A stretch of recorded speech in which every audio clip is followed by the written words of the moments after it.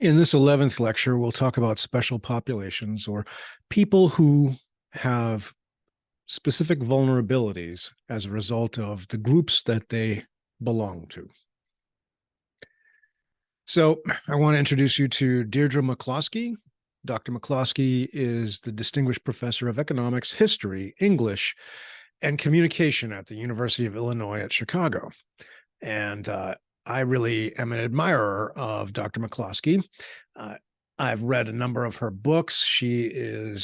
Does history of economics and just has an incredible amount of insight into the interaction between culture and economics and how our modern societies come about. And that's the reason why she's got appointments in so many different departments at the University of Illinois.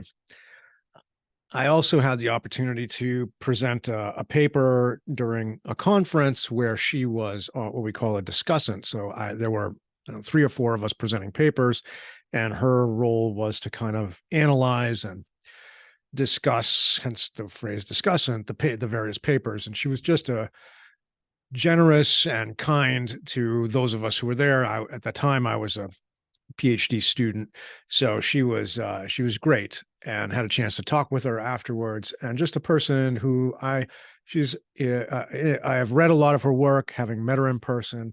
Just a person that I really have a lot of respect for. And so you're wondering, why am I sharing Dr. McCloskey with you? What does this have to do with healthcare? Well, Dr. McCloskey was born. Dr. Deirdre McCloskey was born Dr. Donald McCloskey. And so she is a trans woman, and made the decision to transition after having been married and having had a couple of kids. She's written about this in public, and you can look up her name if you're interested in learning more about her. Whenever I think about, so I grew up, came of age in the 80s, and gay rights were discussed and people were aware of gay rights, but not in the way that you all, if you are undergraduates, and most of you listening are undergraduates, so not the way that you all have grown up with it, right? So you take these things in stride quite casually. I grew up when there was a lot of mockery around people who were homosexual, and today that's and a lot of marginalization of people who are homosexual. The difference between what it was like when I was a young person and obviously before that, even worse, it was quite different than it is today. Trans rights have become a new thing, and so as I grew up and got older and learned, and learned more about gay rights and learned about gay marriage, it was something I had to think a lot about, because my immediate reaction was, for example, with gay marriage was no, that's not a thing that, makes sense to me. But I had by then gay friends, and as I thought about it and, thought about it in reference to them as individuals, I thought that is, that's not that doesn't agree with my values, right? I'm very much believe in, people being able to pursue their own well-being, so long as they're not harming others. And so I came around through a process of both rational thought and and rationalizing and considering my own values, but also considering the gay people in my life who I cared about, and came to change my thinking. Trans people, have all fairly, I guess we could say, have always been with us. I don't have a lot of knowledge in this area, but as we have, trans rights have become a more central point in the last decade or so. Whenever I think about it, I put Deirdre McCloskey's face there in my mind, and it forces me to have more empathy, because this is a person who though I don't know well, and she probably doesn't know my name at all, and would have probably no memory of having, of me in particular from that, from that one conference, since she's done thousands of conferences. But I put her name in that place to kind of create a more clear perspective for myself, and then I align my values and I try to think through, what is the right thing to do in terms of dealing with people from this special population. So I think for you, as you go forward and, whatever your feelings are about the trans population, in healthcare, we have an obligation to care for everyone. But as you go through your life thinking about different groups, I would recommend trying to meet them and get to know at least someone from that group so that you have a better sense of who they are and you can put their face in your head, hold their face in your head when you think about issues that affect that particular group. So let's talk a little bit about trans as a special population. So trans people as a special population. So here's a picture of Nunzio, who's a queer transgender person, and she is going to be in your video you'll be watching. And excuse me, he's a trans man. My apologies, trans man. He is in your video you'll be watching. And one of the things that is addressed here is Nunzio was treated for polycystic ovary syndrome and PC, which is shorthand PCOS. And women with PCOS produce higher than normal amounts of male hormones. So this causes their body to do a number of things, such as skip menstrual periods, and it makes them harder to get pregnant. And of course, they also develop male characteristics such as facial hair and deeper voice and so forth. So it can also cause long-term health issues in females. So let's use female male versus woman and men. So a female with PCOS can develop long-term health problems such as diabetes and heart disease. So Nunzio was being treated as if he was a cisgendered woman who wanted to have kids, when in fact he was a trans man. So this is problematic, right? This. So Nunzio, transgender people are a special population because they require special kinds of care. So Nunzio is female, but trans man. So you want to care for a trans man with PCOS differently than you want to care for a cisgendered woman with PCOS. So trans people face a lot of discrimination, as you can imagine, but also lesbian, gay, and bisexual people do as well. And so you can see LGBT people have faced rejection, threats, been treated unfairly by employers, and specifically transgender people. Many, most have reported being physically attacked. Many have lost a job due to bias. And in healthcare, LGBT patients report that providers often use excessive precautions or refuse to touch them. This was particularly true in the 80s and 90s, like I said, when I was growing up, coming of age, because we had HIV, and kind of like the early stages of COVID, we didn't know how HIV was transmitted. People didn't know if it was airborne or, you could get it from, sitting on the same toilet seat as somebody else. There were all kinds of crazy things. And, HIV, you can only get, it's a bloodborne disease. So you can only get it through intravenous drug use or having a blood transfusion or doing certain unsafe sex acts. So a lot of providers still use excessive precautions. They, the LGBT patients feel they're blamed for their own health issues. Providers use inappropriate language, and then transgender patients report, being harassed in the doctor's office or being denied medical care. And and a healthcare space should be a safe space for anyone. So it's not right. Um, so other disparities include, so disparities meaning higher levels of incidence in the LGBT population. So higher levels of HIV and sexually transmitted diseases, higher levels of anxiety and depression, higher levels of suicidal ideation and attempts, higher levels of substance abuse, higher levels of smoking, and as you might expect, higher levels of lack or a lack of peer and family support and homelessness. So all these things happen more frequently with the LGBT population. Now, the number of people who are identifying as trans have been growing, and this data is somewhat out of date. It's 7 years old. But one of the interesting things about the trans population is the change in, first of all, the dramatic increase in the number of people who are identifying or publicly identifying as trans, but also the constitution of the people who are identifying as trans. You can see if you go back in time, most people who identified as trans were male, both adolescent and children were male.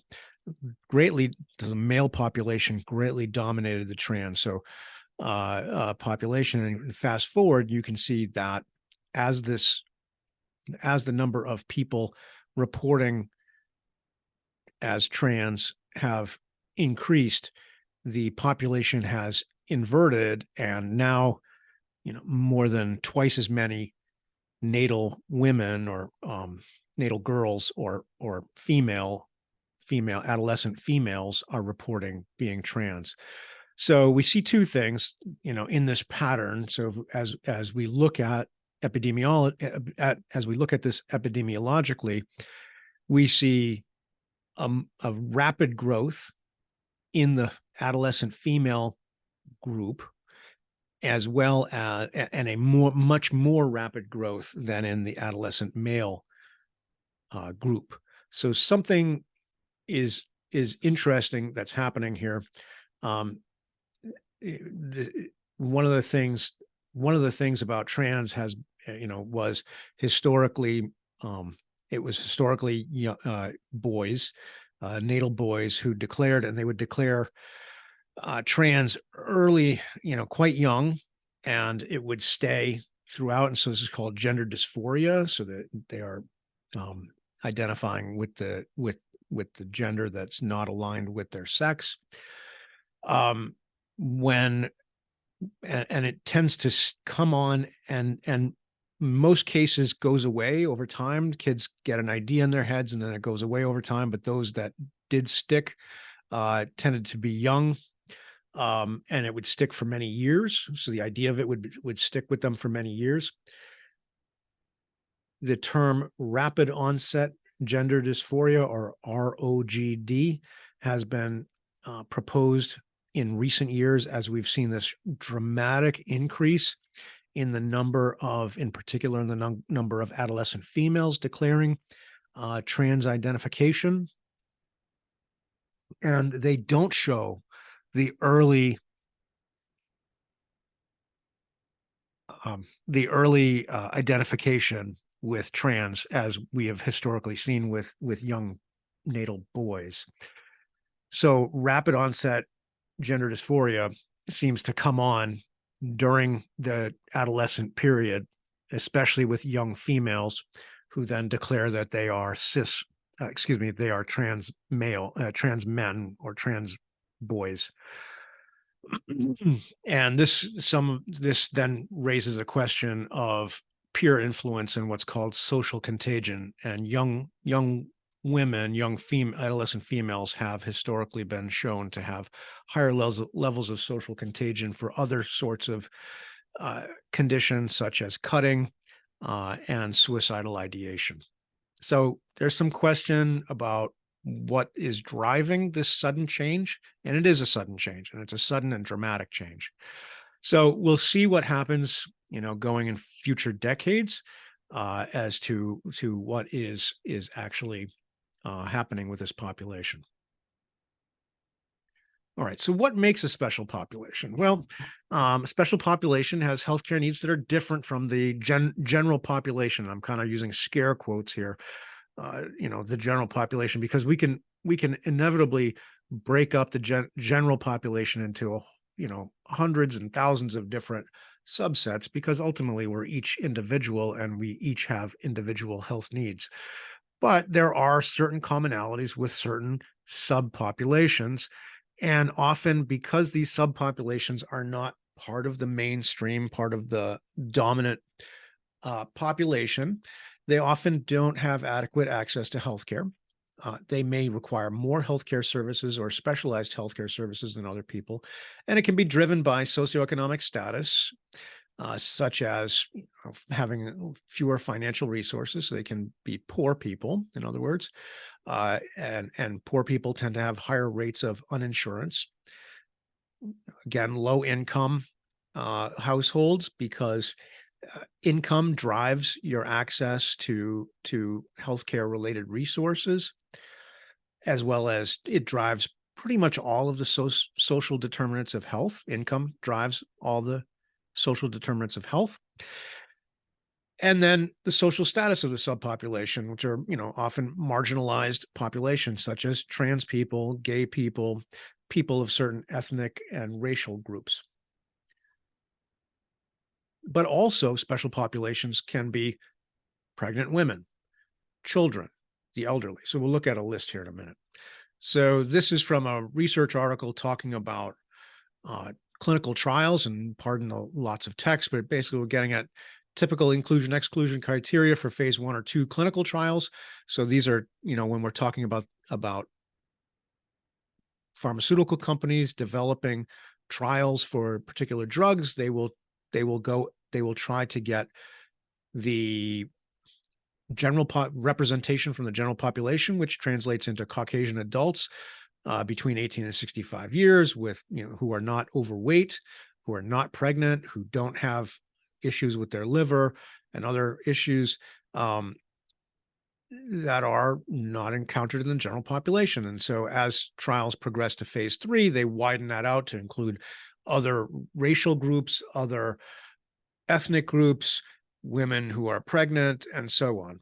But in these early phases of clinical trials, very often we're focused on kind of a mainstream group of people that are not representative necessarily of other minority groups.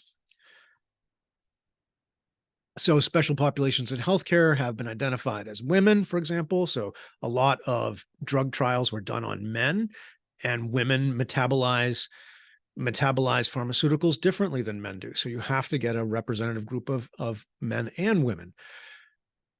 The elderly metabolize drugs differently than young people do. Children, same thing, right? So there's a lot of, when we start looking at different ways of providing healthcare, different subgroups are affected by healthcare in different ways. And then we have people with disabilities, the lesbian, gay, bisexual, trans, queer, and plus population, racial, ethnic, and religious minorities, low income, rural, and incarcerated. These are all different ways. And we can think about the theory of intersectionality, where you might be a Black woman, Black lesbian woman, low income, so on. And you can think about how all of these populations start to intersect and cause more challenges. So each of these groups each of these categories of people can be a special population because they have different needs. Women become pregnant. That's a special need. Women, generally speaking, use more healthcare, includes pregnancy, but other conditions. So your book does a nice job, in particular with the Asian racial group, and showing how aggregation and generalization is really kind of antithetical to good healthcare. And we could really do that with the same thing with Black, Hispanic, white population. So, and especially around income. So I want to touch, just to talk about the special population of the incarcerated, because that's kind of a universal across the country. That's a universal special population. Imprisonment, so what makes you a special population if you are incarcerated? Well, imprisonment, by definition, removes individual agency. You lose the ability to make decisions about your healthcare. It limits, by being institutionalized, in a prison, the institution limits your ability to engage in and control your own health behaviors. You can't get exercise. You get exercise when the prison says you can have exercise. You can't choose what you eat. Prisons are notorious for having bad food, having food that is high in fat and high in salt. There's a lot of obesity in prison as a result of that, and a lot of dietary related chronic illnesses. There are also institutional limitations on access to care. That you're in a prison. You can't just go see the doctor whenever you feel like it. You have to go through usually the Bureau of Prisons healthcare system. And ultimately I want to raise this issue of Eighth Amendment rights. The Eighth Amendment says excessive bail shall not be required, nor excessive fines imposed, nor cruel and unusual punishment inflicted. And if you read some of the Eighth Amendment Supreme Court cases, many of them revolve around healthcare and the denial of healthcare or the inadequate provision of healthcare in prisons. And so many of these things, right? The loss of individual agency, the limits on your choices in terms of your behavior, loneliness, other awful things about being in prison are what people who study criminal justice call the pains of imprisonment. Like, yeah, you're going to prison, and the punishment is you lose your ability to run your own life, right? And that's not cruel and unusual. That is the punishment, and it's a punishment that we accept socially. But if you are a diabetic and you're put in prison, the prison system now has the responsibility to help you manage your diabetes, because if you're going to prison, say for 5 years for selling heroin, that's 5 years of imprisonment. It shouldn't translate into a death sentence, which it would if you're a diabetic and you're denied access to insulin and other necessary health care.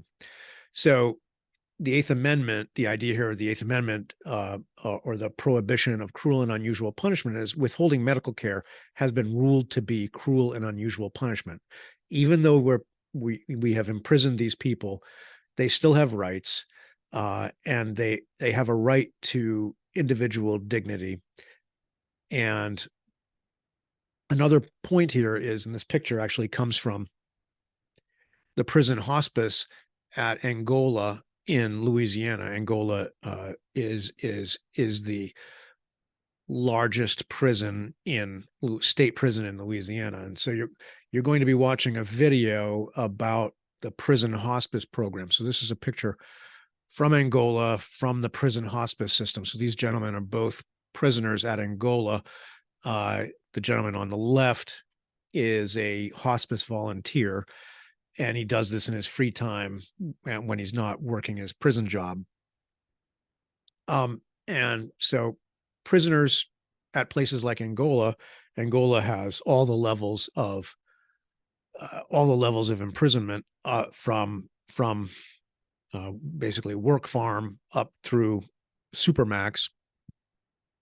And this is where, if you get a life sentence in Louisiana, you get sent to spend out the rest of your days. And so obviously anyone who has a life sentence is going to die in prison. And coming back to the Eighth Amendment and cruel and unusual punishment, we want to treat, life sentence means you're never coming out, but that doesn't mean you should be treated in a cruel manner without dignity. And so hospice prison hospice programs try to restore some dignity to people's end days, even if they are in prison. So I'm going to have you watching a video about the prison hospice at Angola as part of our extra lectures this week. So how many people are locked up in the United States? I said this is a big issue in the United States. First of all, the United States locks up more people per capita than any other country, including communist countries like China and Russia.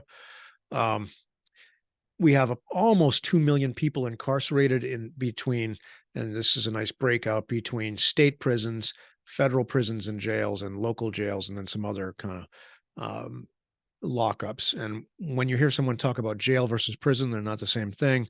A jail is a short-term confinement, typically less than 1 year. So if you were to get, 30 days for getting in a barroom fight or something like that, you'd spend that in a jail. But if you murdered someone and went to you were to be confined for life, you'd be confined in a prison. Prison is meant for long-term confinement. And it has different resources as a result of that. So this is an interesting breakout. If you'd like to look at that some more, you can. Some considerations that, for the incarcerated population, what's happening.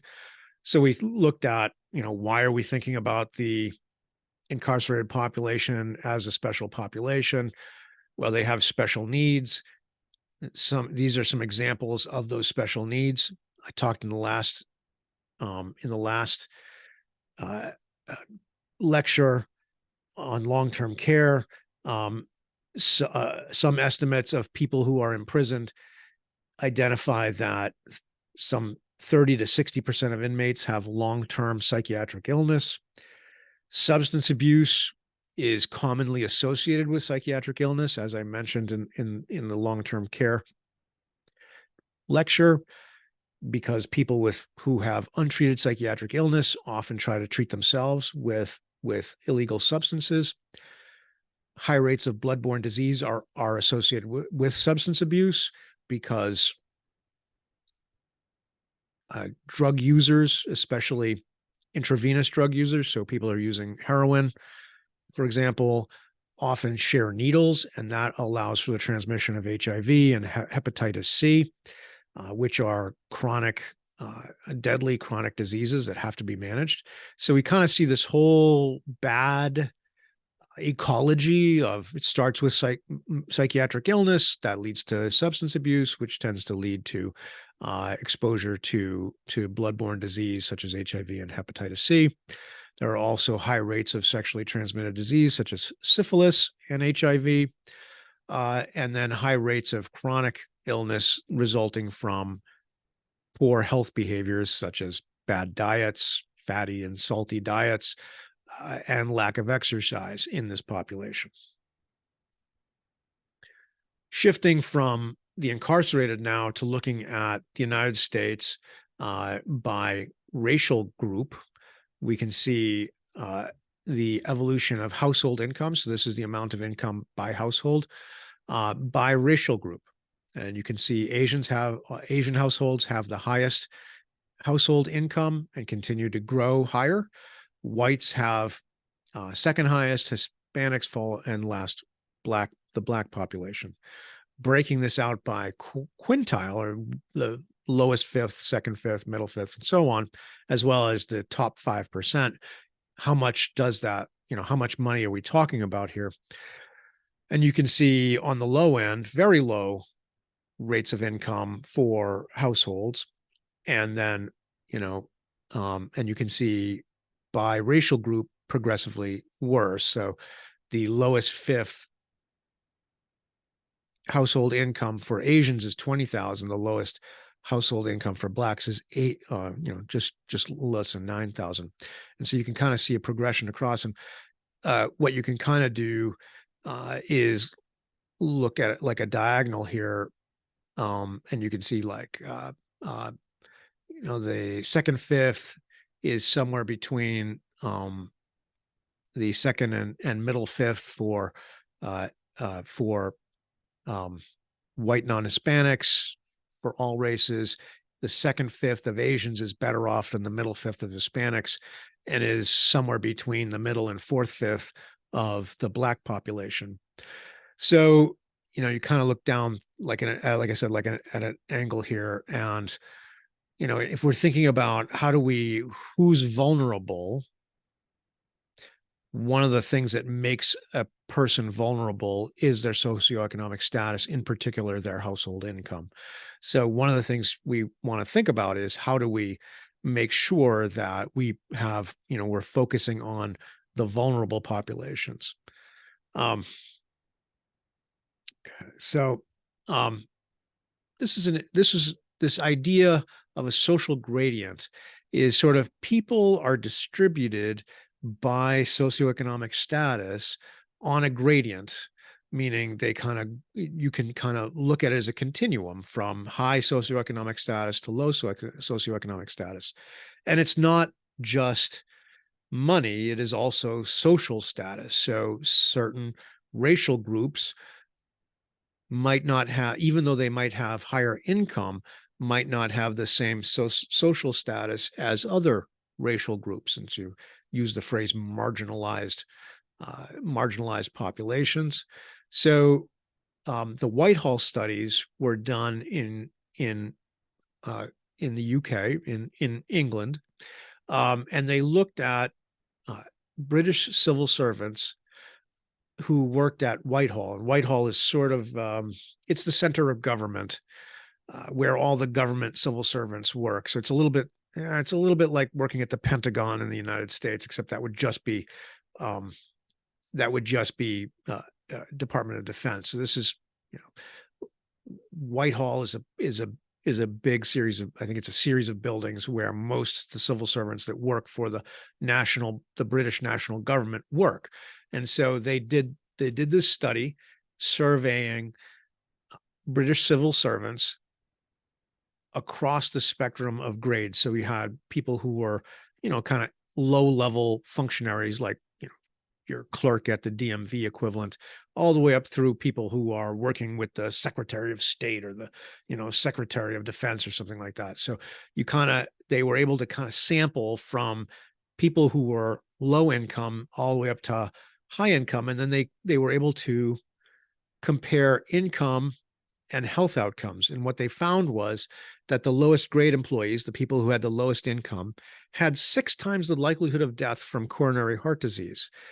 And then controlling for health behaviors only made a modest difference. So they did find that people who were on the lower end of the grade system, so who were lower socioeconomic status, had worse health behaviors. They had a higher propensity to smoke. They had a higher propensity of being obese.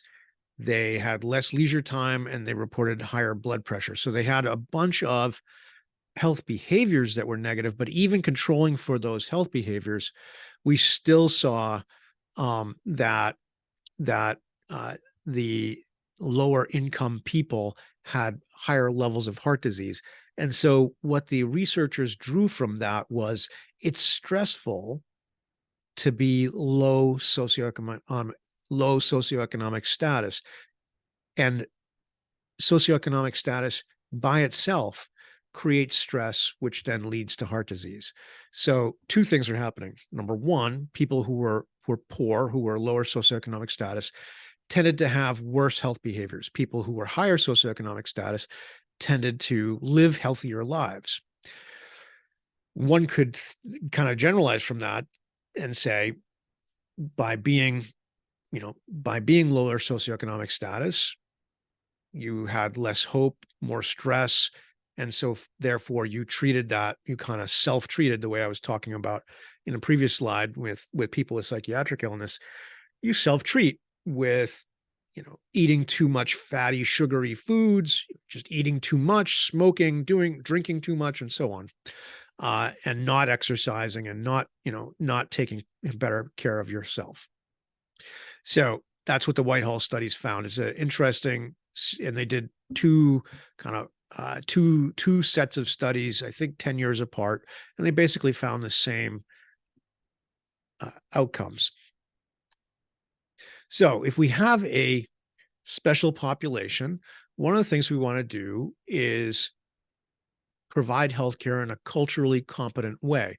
And so cultural competency tries to recognize that special populations have different ways of communicating, different values, different expectations. And so to be culturally competent, you have to have some sense of who you're dealing with and what their values are and what their expectations are. It doesn't mean that you have to use the same methods that the special population may come to expect, particularly if they're foreign born. So it doesn't mean that a US trained physician should be attempting to use traditional medicine, for example, that's used by by a patient's home country. But what it does require is that the healthcare provider try to understand that the patient may come from different traditions. And to help with culturally competent care, we have this concept called class standards, or culturally and linguistically appropriate services. There's a series of guidelines that are available for providers to help them deal with and provide appropriate culturally competent care to patients from all backgrounds, and trying not to stereotype a particular culture. And it really kind of boils down to asking the patient what cultural components the patient wants to integrate into their care, and kind of negotiating between, the provider and the patient. And that brings to an idea that you may be familiar with, the idea of hearing versus listening. My wife often talks to me, and she stops and says, "You're not listening to me." And then I repeat back, what she just, the last couple of sentences that she just said to me. But she's usually right. I heard her. My brain kind of processed and picked up what she said, but the other half of my brain was, engaged with something else. And she knew that. And, when I repeated it back to her, I'm like, oh yeah, I wasn't really listening. I heard what you said, but I wasn't really listening. I wasn't processing what you were saying because I was busy processing something else. So, and you've probably done that with friends or family members as well, or, your mom or dad telling you to go, "Hey, I want you to go do something or other." And they're like, "You're not listening to me." And then you spit back what they just said, but you really weren't listening. You heard them, but you weren't really listening. And the difference is, you listen to understand and to engage. Hearing is a physical act. You can't not hear someone when they speak to us, but we can choose not to listen. And I'm a qualitative researcher, which means that I go out and interview people as my main mechanism for doing my research. And so I have to work very hard to listen and not just hear what people say. And so one of the things that we know from, and if you've ever taken a survey and they ask you, for some range of response, and you're like, my answer isn't in, any of the 5 choices you gave me. So which one am I supposed to pick? And you might, and since I gave you 5 choices, you pick one of them, but that doesn't accurately represent your real feelings or thoughts on whatever the question was. Which is why I like being a qualitative researcher, because if I'm talking to you, I'm not confining you into a box of 3 or 5 answers. Instead, I'm asking you to use your own words to describe something to me. And then I try to understand what it is you're telling me. It's a lot harder to do that and a lot more time consuming than just giving somebody a questionnaire. But very often, questionnaires might presume a range of answers, and they may not be asking the right questions. So, for example, if you limit gender to man or woman, and someone who is a trans person says, "Well, I guess I'm a trans man, so I'm going to check off man." But for a healthcare provider, we need to actually know what your sex is, because your biology and your social presentation, right? Your gender, we could argue, is a social presentation, but your sex drives how drugs and other treatments are going to impact your body. And so your provider needs to know, okay, yes, you identify as a man, but your sex is female. And those two things are different. We could argue gender is socially constructed, but sex is not. Um, so so a care provider needs to kind of be aware that you have to ask questions in a way that's going to elicit the responses that you actually need, as the provider actually needs to provide appropriate care, particularly to a special population. Patient-centered care is a relatively new idea, and may sound bizarre to you, but my father was a physician and he did his training in the 70s. I went to medical school in the mid 70s and was trained in the 70s. And when I've discussed patient centered care with him, and he practiced through this period where patient centered care became a thing, but it wasn't a thing when he was learning to be a physician. So what he was told, particularly when he was in training, was working when he was working with senior physicians who were teaching him, he was told that as the physician, it was his job to evaluate the patient and then come up with the appropriate interventions and care for the patient. And then it was his job to sell or convince the patient that his decisions as the physician were the right ones to pursue. So it was a very doctor-centric way of practicing medicine. I'm the doctor. I know best. You, the patient, you don't know anything. I'm going to tell you how it is. Patient-centered care is a real paradigm shift, a real change in the way that care is thought about by providers. It puts the patient at the center, hence the name patient-centered care, and tries to take the patient and the patient's desires into consideration first. So it addresses an individual's specific healthcare needs and desired health outcomes, and patients become partners with their healthcare providers rather than just dumb recipients waiting to be told what to do. Dr. Atul Gawande has some really great books, one of which is called Being Mortal. And Gawande is a general surgeon. He practices at, I believe, Mass General, and he teaches at Harvard Medical School. And he talks a lot in this book, Being Mortal. He talks a lot about patient-centered care. And he gives some examples. And he says, as a general surgeon, he does a lot of work in the bowel, right? So if you have cancer, colon cancer, for example, you'd be treated by a general surgeon. And so he does a lot of surgical interventions. And so he talked about talking to a patient who had, I believe it was colon cancer, and she was terminal. She was going to die. And he was working with her and her care team, and he was discussing with her options. And she could have taken some radical interventions that, or she could take that would probably extend her life, but she would have more, she would probably be bedridden and, be more limited, or she could take less intense interventions. She would live a shorter life, but she might have a higher quality of life. And as it turns out, she had a son, I believe it was a son who was getting married. And so her priority was not to necessarily live longer, but to live long enough and be healthy enough to attend the wedding. So that was her wishes. A physician who takes a more of a doctor-centered perspective might have just said, well, my goal is to make you live as long as possible. And the intervention might have kept the patient alive, but she wouldn't have been able to go to the wedding. And ultimately our quality of life is determined by many of these social events. And so Gawande indeed provided a lower level of intervention, and the patient was able to go to the wedding.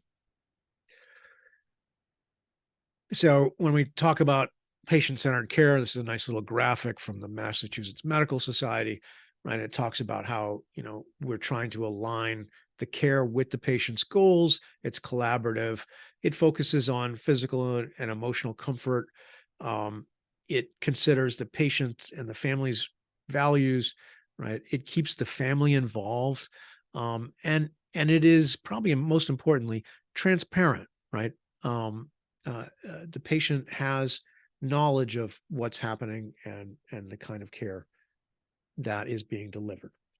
And so I want to close on this. So we've been talking about populations and special populations, but people aren't populations. You aren't a population. You are you, right? You are an individual. Your mother and father are each individuals. Your children, if you have them, uh, or when you have them, are going to be individuals. And so they shouldn't be treated as their racial group, their gender, the sex, and so forth. They should be treated as individuals with unique desires, goals, and conditions.